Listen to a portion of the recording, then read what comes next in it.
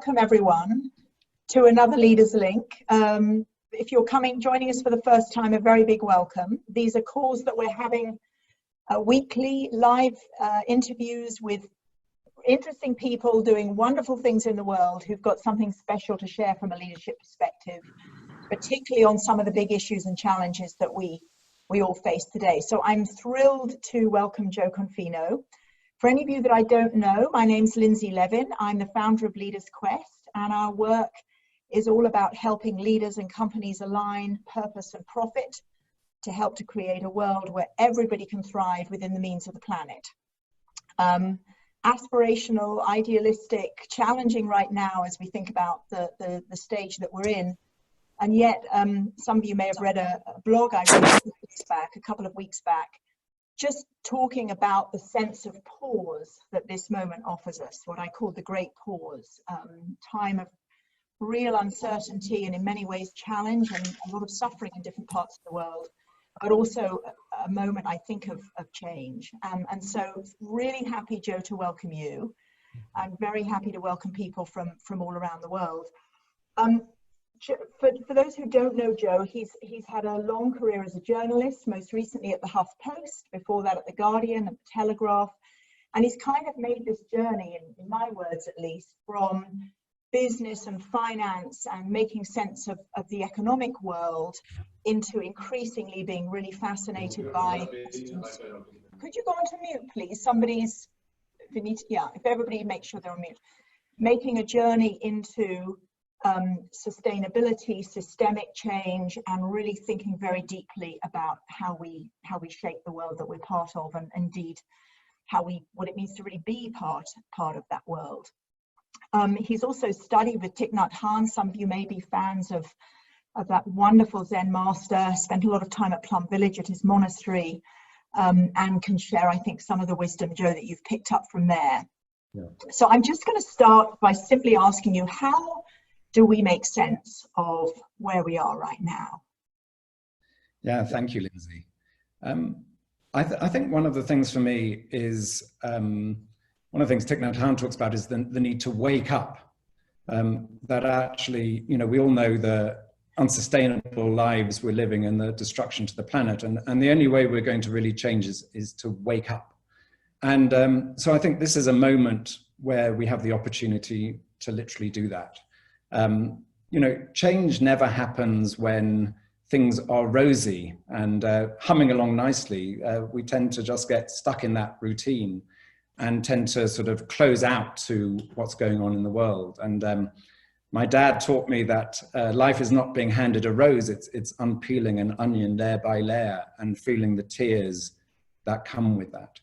So what we tend to find, I see the world as a sort of just an explosion of us as individuals. And we have countless examples in the world where people, suddenly something terrible happens to them. The typical thing is a businessman who has a heart attack and suddenly wakes up to the fact he's been working all his life and hasn't been there for his kids. We have people, all sorts of people who suddenly have a divorce or an injury or a medical emergency. And it makes them stop, and it shakes them, and it makes them wake up to see the world that they've closed in on. They've been like horses with blinkers on, and suddenly they're taken off. And now we have this on a collective basis, which is not an individual, but the whole world really feeling that at the same time, feeling a shock that the normal things are not working anymore, that they're having to find things anew. And what I think the capitalist system has done is helped us to avoid suffering. We've built these cocoons around us as individuals to make our lives comfortable and safe. But actually, what we've done by that is creating the very destruction that we think our safety was there to stop. So actually, what we're seeing is actually the interdependence of everything, that we are no longer alone. We've recognized we can't just be isolated. We can't think of ourselves as individuals and our actions have no consequence. That we're seeing that individual actions do have consequences, and that on a collective level, unless we start to change, then actually we're just heading for destruction. And actually, Sophia, can you put up that photo because I think that's a good moment just to show this photo. So this is a photo. Yeah, you can see this. This is a photo I took yesterday in the desert. And it seems to be very symbolic for me of the time we're living in, which is a wasp that's been impaled by a spike of what is a cactus, but looks a bit like a monster, but it's got almost a clown's nose. And if you look closely, one of the legs of the wasp is actually holding on to the spike that is killing it. And I think that's very symbolic, because actually what we are all doing is holding on to the old thinking, the old ways, or they're not old, of the modern capitalist system, the ways of thinking that are actually driving us to our own destruction, and we're actually tightly holding on to them. And so, so now we have a choice, which is, do we continue to hold on to that system that is destroying us, or do we choose to let go and find another path? Thanks, Sophia. Pop the photo back off for a minute. So, Joe, I'd like to come back in a minute to this sort of system question, but talk a little bit about suffering. So, you know, it's a very important concept in Buddhism. What do you mean by that? It's a word, of course, we typically want to avoid, as you've said. So, how do you think about suffering and working with suffering, and indeed what it is? Yeah. Well, one of the things about interconnect as Thich Nhat talks, into being, is that suffering and joy, or suffering and happiness, are not separate. They are one. Everything is connected. So you cannot separate suffering from happiness. So actually, it's in our suffering and in our transcendence of our suffering that is our happiness. So it's only when we go deeply into our suffering and through our suffering that we find our joy. So they're inseparable, but we've created in our minds in modern Western society a view that actually we can bypass the suffering. So if you look at the way society is structured, it's an avoidance of suffering. We can do so many things. We can go to the cinema, we go to the theater, we can gamble, we can go and watch pornography. We can do 100 things which keep us away from ourselves. And actually what we're all doing is running away from ourselves in our frenetic lives, in our striving for success. What we're actually doing underneath that is running away.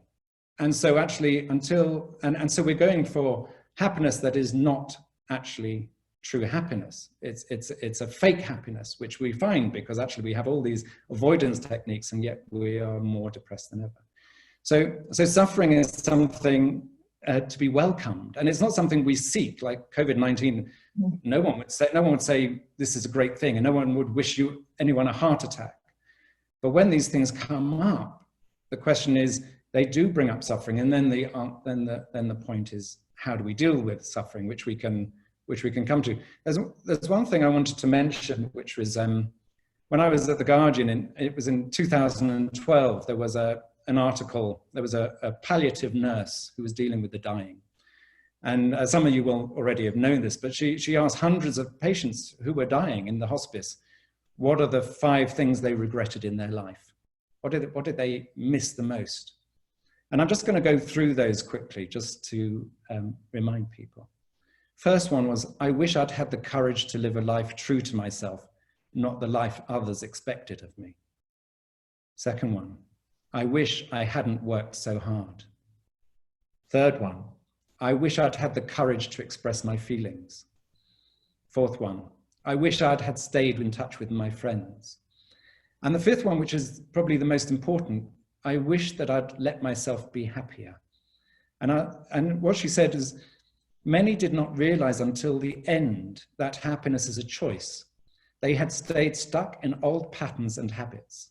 The so-called comfort of familiarity overflowed into their emotions, as well as their physical lives. Fear of change had them pretending to others and to themselves that they were content when deep within they longed to laugh properly and have silliness in their life again. So that's an example of, we're trying to create happiness and we're looking in the wrong direction. And we're doing that on a societal level, which is why we're destroying everything. And it's like this I think at a deep level, we're destroying everything because we want something to respond to us, to say we're loved and we're happy, we're okay. And there's this great Star Trek film where this planet is destroying other planets, and when they go on board, they find it was an old NASA probe, and what had happened was a wire had been cut, and it was trying to send a message, and because it wasn't getting a response, it was destroying everything in its path. And it's only when they connected the wire, that they could send a signal back to Earth, and Earth could send the signal back. And as soon as it got the signal back, it stopped because it got the connection. And I think that's film, when I saw it, it had a deep effect on me, because we think it's so complex, but actually this was just one wire disconnected that created all this massive destruction. When the wire was connected again, actually it was able to stand down and be at peace. So we're all looking for peace in the wrong direction. So what's been your experience, Joe, for you? You know, your own search for peace and happiness. What are a couple of the, I guess, markers or turning points for you that have helped you be wherever, and maybe you should describe where you feel you are now on that journey. Of course, it's a forever journey, right? But yes. Talk to us a little bit about your own learning. Well, I think the first thing that comes to mind was when I went into Jungian therapy in New York, because if you weren't in Jungian therapy, then there was something wrong with you. It could only be something right with you if you were in therapy. And I remember going in, and on the first day, the first question he asked, most obvious question in the world, but to me it was a revelation, he said, so what do you hope to achieve by being here? And what automatically came out of my mouth was, I feel I've been at war with myself all my life, and I just want to find some peace. And so my whole journey, actually, through my life since that moment, is about finding that place in me where I can be truly myself and not be at war with myself anymore, not have this constant conflict. And what I've realized is the conflict is not a conflict, it's a lack of integration. That actually there's no such thing as I'm this and I'm that. The fact is, even things that look in conflict are connected and can be integrated. So I think, and by doing that, I've had two stages in my life. One is a deep dive into my demons, you know, a lot of experiential self-development group work for about 8 years. And then the last 14 years, 15 years has been a gentler process with the wisdom of Thich Nhat Hanh and spending time with him and the monastics. And that has taught me the sort of the deep wisdom of life and also the deep simplicity of the answers. It's like a lot of the time in a complex world, we think we need to find complex answers. But actually the truth is always that if we start with what is most simple, it tends to be most powerful, tends to be most insightful. And it's not naive, because then you have to add all the complexity back in. But I think we get stuck in the complexity of life. We just get lost down loads of rabbit holes. But if we come back to ourselves, recognize what is true, recognize what is real, recognize who we are, then we can act with solidity. And, you know, I think the one thing for me is around this idea of coming out of conflict with ourselves. That actually everything, one of the things, I was actually listening to a talk by Thich Nhat Hanh the other day, and he had this fantastic sentence which my wife reminded me of, which is, he said, non-duality leads to non-violence. And what he meant by that is, to give an example, is when our anger comes up, what we need to do is also bring our mindfulness up, and our mindfulness and our anger are not separate. They are two aspects of us. And when the anger comes up, the best way to deal with anger is not to express anger and to project it out, but to bring mindfulness. And the mindfulness comes and joins with the anger and softens it and brings it back down. And when we're able to do that, it doesn't lead to violence, because actually our anger leads to violence. Our anger isn't just our thought, you know, anger is not just a physical thing, it's an emotional thing. Our angry thoughts are creating destruction in the world. It's not just our actions.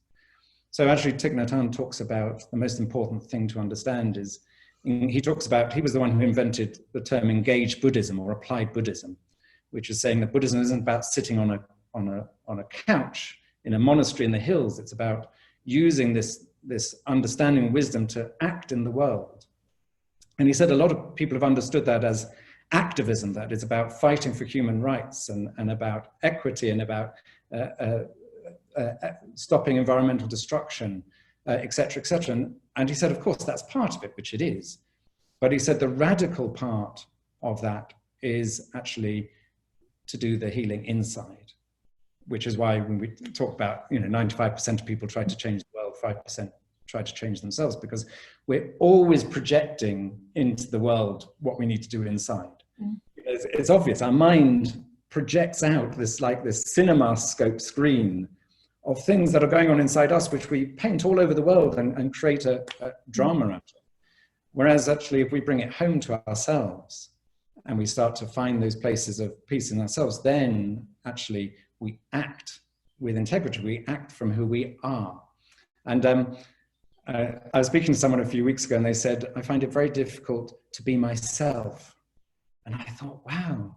I mean, I just stopped because I just, if you stop and think about that, I find it difficult to be myself. It's exactly like in the palliative care nurse, those interviews. If we can't be ourselves, who are we? Mm-hmm.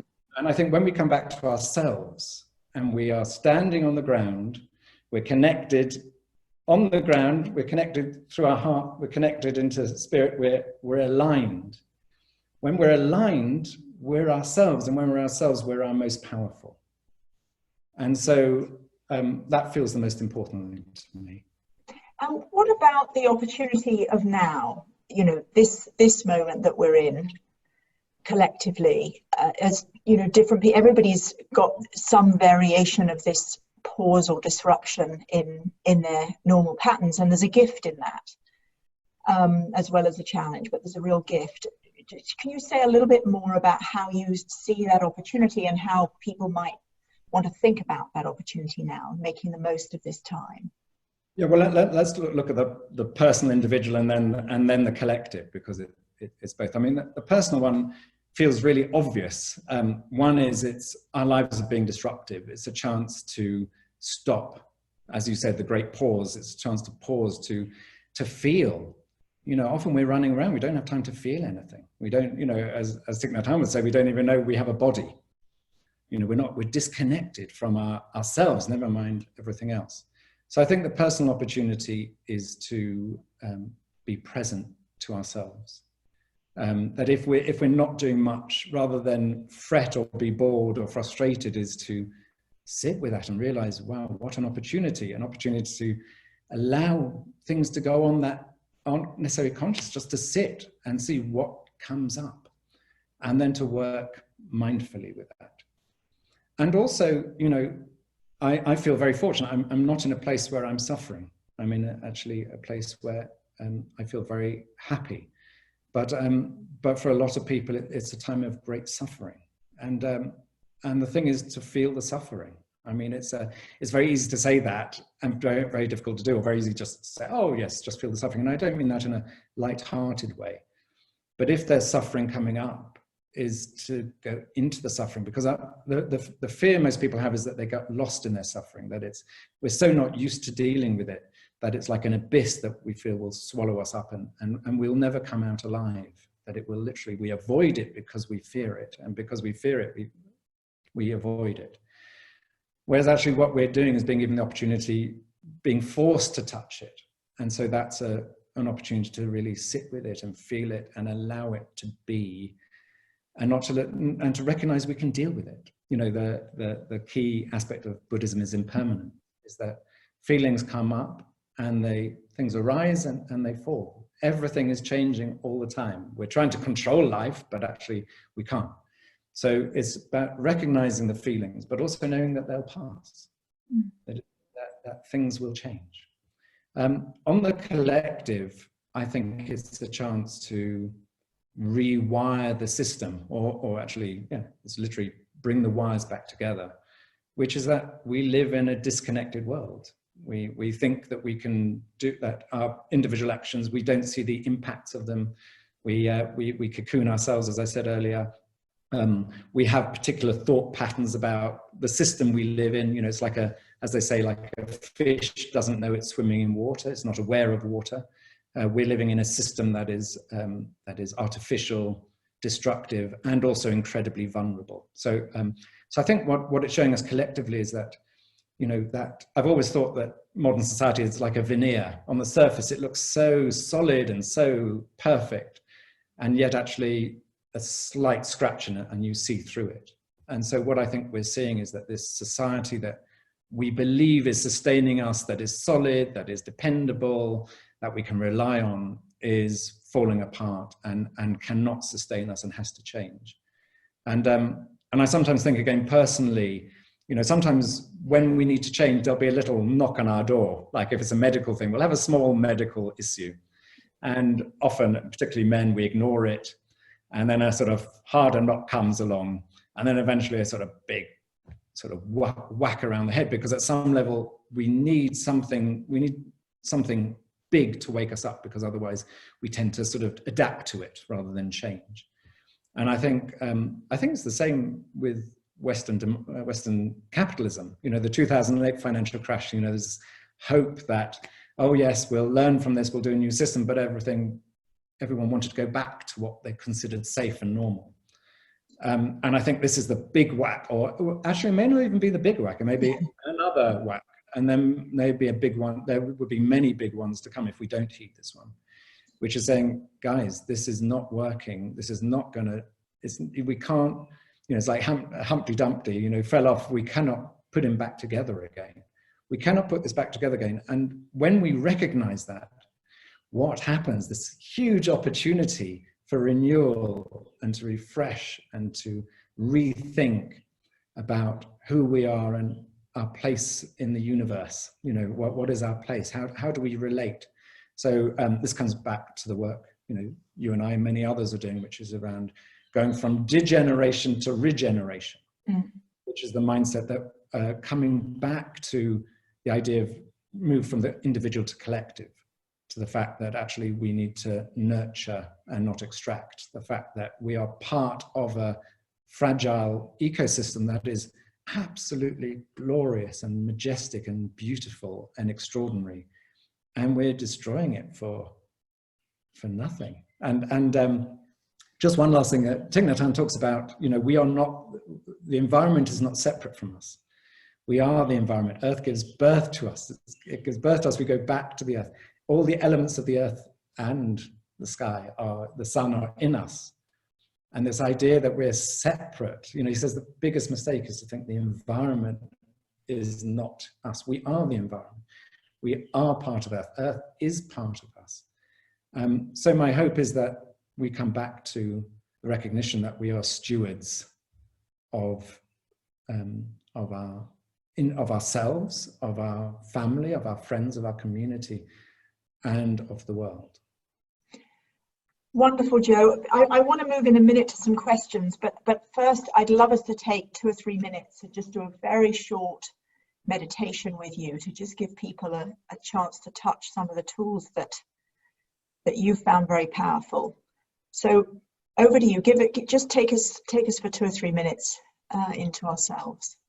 Yeah. So what I was going to do was, in Buddhism, there's a practice called the 5 remembrances, which can look very morbid, especially at this time, but actually I think have many of the answers. And what, before I do it, the 5 remembrances are around impermanence, that we can't hold on to anything, that actually our attempt to grab is always going to fail because everything passes through us, and that this idea of birth and death, and that our fear of death, how we can transcend that. And also then finally, it's about the fact that actually all we have in our life is our actions, is actually our thoughts and our actions are all we can stand on. And that when we take action in the world, that if we take it from ourselves truly, that we will have the opportunity to create great change in the world. So what I'm going to do is I've got a bell, which is from Plum Village, a Plum Village bell. And I'm going to just invite the bell and ask everyone to just come back to themselves, just to sit quietly. You can close your eyes, don't need to close your eyes. And then I'm just going to read each of the remembrances, and just to each of the remembrances, just breathing in and breathing out slowly. And then when we've finished, I will do to invite the bell twice to show we've finished, and then we can go to questions. So if you can all sit up, just settle yourself, just make sure you're feeling supported. And I'm going to invite the bell and then I will start.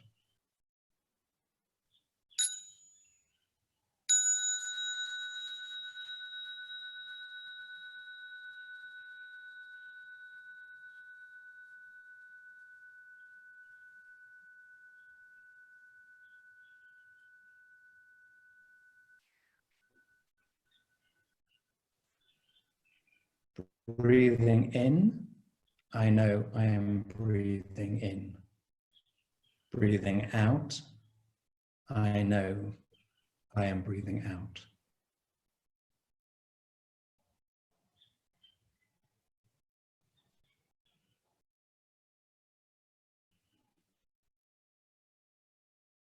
Breathing in, I recognize I am subject to ill health. Breathing out, I recognize there is no way to avoid illness.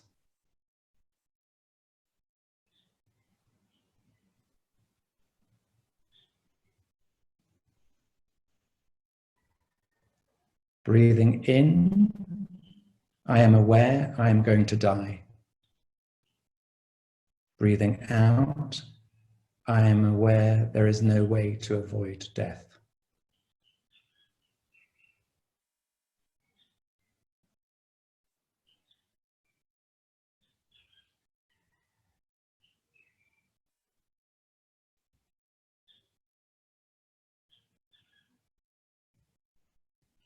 Breathing in, I am aware that everyone and everything that I love will change.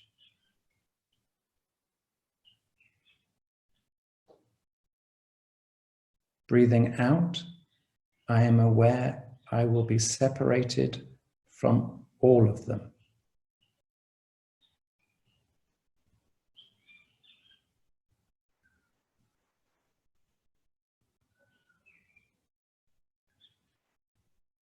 Breathing in, I am aware that my actions are my only true belongings.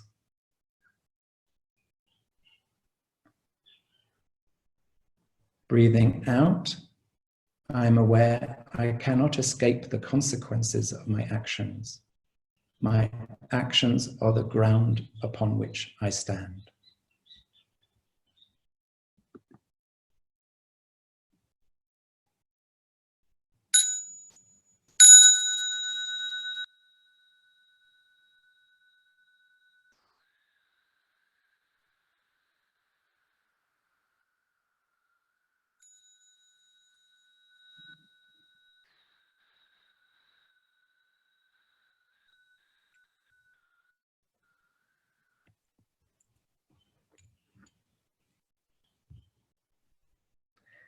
I realized I missed out one of them. I missed out, I'm aware I am of the nature to get old. I know that I will get old, so sorry about that. No, beautiful, Joe. Thank you very much. Thank you.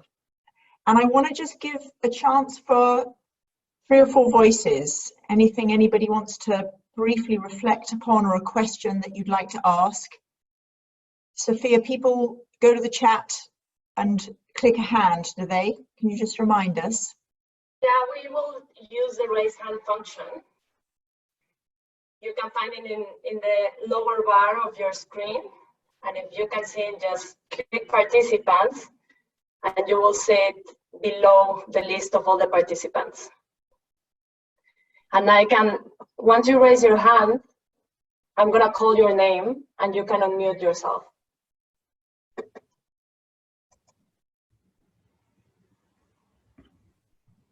Okay, so we have Marina, if you can unmute yourself. Thank you. Thank you so much, Joe, for sharing your wisdom. It's my truth as well. I just want to build on what you've been saying, which is what I feel is this planet and this earth is so much more resilient than us human beings. And it will survive well beyond us. It will evolve like it has done for thousands of years. Yet exactly like you say, it's giving us a chance to wake up and to reset before it does control alt delete, really. And exactly like you say, that this is not the end. This is just like a warning signal. And if we really don't pay heed, pay attention, and not blame the world outside society, because we are society, we are the world, then it will continue in many different ways until the inevitable happens. And the inevitable necessarily is not bad, but it just means life and living, either if we are alive, will not be the way that we had expected it to be, and even beyond that.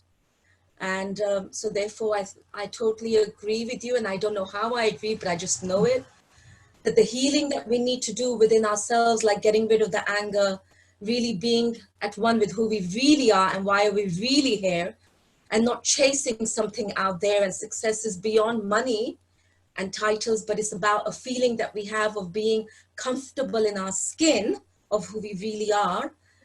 Then that is what's going to heal society, and our collective beingness is what will impact the planet and the environment that is holding us. Thank you. Because there is so much dichotomy between who we're being and what we really are, it's too much for the planet to handle it, and it's just saying, wake up. Thank you, Marina. Wonderful, thank you. Questions? Other people who have a question? Sophia. Yeah, I'm gonna pass it now to Helena. If you can unmute yourself, please.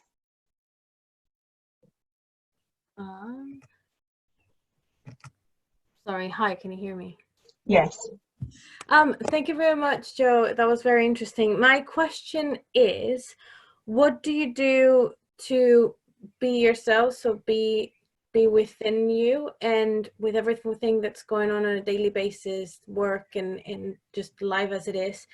And what do you do on a either daily basis or yearly basis to keep yourself within? Is routine something you escape from? Great, thank you for your... Joe, just before you reply, I'm going to collect 2 or 3 more questions. Thank you, Marie. Great, thank you, Helena. Another couple, Sophia? So no one else is raising their hand? Anyone else? Can I just answer? We're good. Go.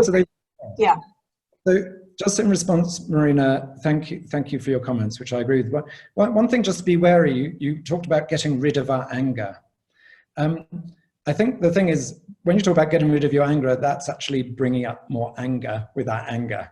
So one of the understandings in Buddhism is around store consciousness, which is that we have many seeds inside of us, some which are anger, hatred, fear, others which are compassion, joy, love.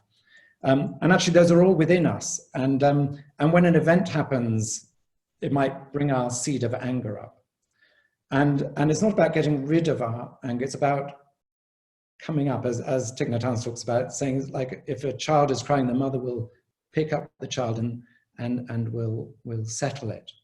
So you know, when the anger comes up, the mindfulness comes up, and it reaches out like a mother holding its child and settles it back down into the store consciousness. So we have to be careful about language, about things like getting rid of. The other thing, just in relation to what you said, you know, and again, Thich Nhat Hanh, but many other people say, you know, that there's a truth that this civilization will end. You know, we know in 4 billion years the Earth will end when the sun gets too close, but civilizations have come and gone throughout history, and this one is no different. It's like the point to recognize is we're living at this moment, and so this moment is of paramount importance to us because we're living it. But actually, from the view of 1,000 years or 100 years, we're just another stage of life, and this civilization will end, and something else will take its form. And related to that is, You know, that's quite harsh to say. You know, it's very easy to say, oh, the civilization will come to an end. As just, oh, well, that means billions of people dying or whatever, or hundreds of millions of people dying. What I've found helps me is the understanding of what's called in Buddhism, the historical dimension and the ultimate dimension. The historical dimension is the world we're in now. We're living it day to day. So we want to save this beautiful planet. It's a jewel in the universe. Of course, why wouldn't we do everything we can to save her? And in the ultimate dimension, there is nothing born, nothing dies. There's just energy. Energy cannot be killed, cannot be destroyed. And actually, if this earth were to blow up tomorrow, you know, from the grand scheme of things, it would just spread life into in the same way that the stardust came and is part of us, that we would send ourselves to other parts of the galaxy. So one of the things I found is most helpful, and this comes back to your point, Helena, a bit, is how do we manage ourselves? Because we tend to live in the historical dimension. Whereas actually, if we're in the ultimate dimension, everything is calm and quiet and is what it is. And so when we accept that they're not in conflict with each other, they're just two aspects of ourselves. And so we can live in the historical dimension, which we do every day. We act, we do our best. But when we bring the understanding of the ultimate dimension in, then we actually start to let go of our grabbing and our need to be right and our need this project. I've got the answer. And so, you know, in sustainability and even regenerative economics, you know, if you bring the old thinking in, you're just recreating the same problem, which is, I've got the best idea. My project is the one that's going to make the difference. I'm the one, I'm going to work really, really hard to make this work. And there's risks in all that, because actually it's working with an old system. So we're trying to recreate a system, create a new system with the mindset of the old system. That's why it's so important to come back to ourselves in order to understand that, so that when we act in the world, we are representing the new system. And the work of, you know, one of the reasons I see Thich Nhat as my teacher is because he embodies what he says. I've never seen him act in a way that's not who he is. So the more, you know, I'm nothing like that. I'm a complete mess in some ways, as most of us are. But for me, I trust him because I see, as my wife says, you can't put a cigarette paper between what he says and how he acts in the world. So the more we're able to be ourselves and to be present to that, the more likely we're going to represent that new system and help create it. Helena, I'm a terrible meditator. I got up this morning, my wife got up this morning at 6:15 and she went out and meditated and did her Tai Chi, and I sort of rolled around in bed and got up grumpily and made a cup of tea. So the point for me is, I think the most important thing I've learned is to be an observer of life, an observer of myself. And I think the deep work I've done is being able to be myself, but also be an observer of myself and to know deeply what wisdom means and to be at peace. And so, you know, every year for the last 14 years, we've been going to Thich Nhat Hanh's monastery in Plum Village in France. And my wife and I got married there. And the first time we went there, we got married, and which was very unusual, but they were very kind to us. And we went and had tea with Thich Nhat Hanh. And I always remember he said, you know, how, again, a very simple question. He said, how has your time been here the last 2 weeks? And I said, I'm the happiest I think I've ever been. And he said, why? And I said, because I feel I've come home. And from that moment, I've deeply understood that actually so much of life is about coming home to ourselves. That it's about when we feel home in ourselves and we're at peace with ourselves, then we radiate that to other people. And I find so much of life is about giving people permission. It's like, if I am a certain way, then it gives permission for you to be that way as well. And so much of society is constricted and it's rules based, and it's what's expected and it's what's cultural. And a lot of that culture is based on a dominant culture, which is destructive. So when we're able to be truly who we are and radiate that out and be present to other people, what it does, either consciously or subconsciously, is give permission for other people to be themselves. And so that is, you know, ultimately the great wave of change, is that enough people come back to themselves, enough people are who they are, and radiate that out into the world and create the change that's needed. And I think, Joe, just to finish on Helena's point, you're talking about some sort of habits that you've formed each year. But for some people, meditation's an important piece. For you, I know, wandering, taking photographs, observing nature. So this business of, in our own way, finding how we touch stillness. Yes, and that looks different for different people. Yes, very different. I think everyone needs to find their path. I think that's why I say I'm not a great meditator at all. But I think I'm a better mindfulness practitioner, which is, I think people make mistakes if they sit for 20 minutes on a cushion in the morning and then go and work and are angry and project all their stuff out. That's okay. And the point is actually, in everything we do, we can see wisdom and the